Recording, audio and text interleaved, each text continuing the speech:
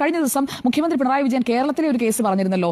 വർഷങ്ങളായിട്ടുള്ള പള്ളിയുടെ ഭൂമി വഖഫ് അല്ല എന്ന് ലീഗ് പറഞ്ഞിട്ട് ഇന്നിപ്പോൾ തിരുത്തിയിട്ടുണ്ട്. വഖഫാണ്, അത് തെറ്റിപ്പോയതാണ്, അഭിഭാഷകന് തെറ്റിപ്പോയതാണ് ഹൈക്കോടതിയിൽ നിന്നൊക്കെയുള്ള വിചിത്രമായ ന്യായവുമായിട്ടാണ് ഇന്ന് മുസ്ലിം ലീഗിന്റെ നേതാവ് വന്നിരിക്കുന്നത്. ഇവിടെ ഈ സർ സയ്യിദ് കോളേജിന്റെ വിഷയമാണ് ഞാൻ ചൂണ്ടിക്കാട്ടാൻ ഉദ്ദേശിക്കുന്നത്. ഡോക്ടർ അരുൺ, ഹൈക്കോടതിയിൽ നൽകിയ റിട്ട് ഹർജിയിൽ ലീഗ് നേതൃത്വം കൊടുത്തിരിക്കുന്ന സത്യവാങ്മൂലം അനുസരിച്ച് സർ സയ്യിദ് കോളേജിരിക്കുന്ന ഭൂമി തളിപ്പറമ്പ് ജമാ മസ്ജിദിന്റേതല്ല, അത് നരിക്കോട് ഈറ്റിശ്ശേരി ഇല്ലത്തിന്റേതാണ് എന്നുള്ളതാണ് കൊടുത്തിരിക്കുന്ന വിഷയത്തിൽ.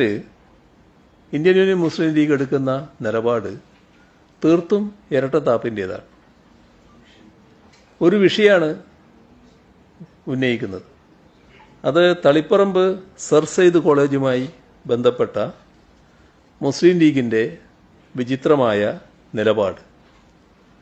അത് വഖഫ് വിഷയം കാപട്യപൂർണമായി അവർ ഉപയോഗിക്കുന്നുവെന്ന് തെളിയിക്കുകയാണ്. സർ സയ്യിദ് കോളേജ് മാനേജ്മെന്റ് ഭരിക്കുന്നത് മുസ്ലിം ലീഗ് നേതൃത്വമാണ്. തളിപ്പറമ്പ് നഗരസഭ മുൻ ചെയർമാനും മുസ്ലിം ലീഗ് ജില്ലാ സെക്രട്ടറിമാരൊരാളുമായ മെഹമൂദ് അള്ളാങ്കുളം അടക്കമുള്ള നേതാക്കളാണ് ആ മാനേജ്മെന്റിലുള്ളത്.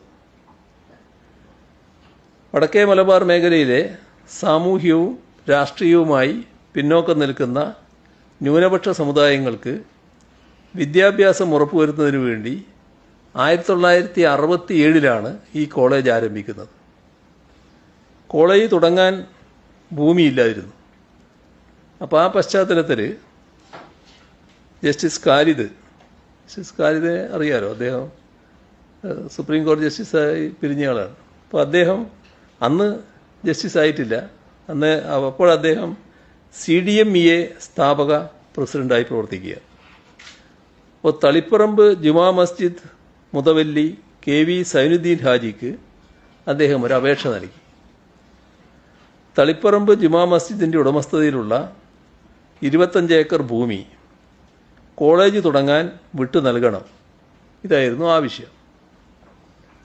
ഈ ആവശ്യം അംഗീകരിച്ച് തളിപ്പറമ്പ് ജുമാ മസ്ജിദ് മുതവല്ലി KV സൈനുദ്ദീൻ ഹാജി 23/7/1966 പ്രസ്തുത ഭൂമി ഈ CDMEA മാനേജ്മെന്റിന് പാട്ടത്തിന് നൽകണം എന്ന് വഖഫ് ബോർഡിന്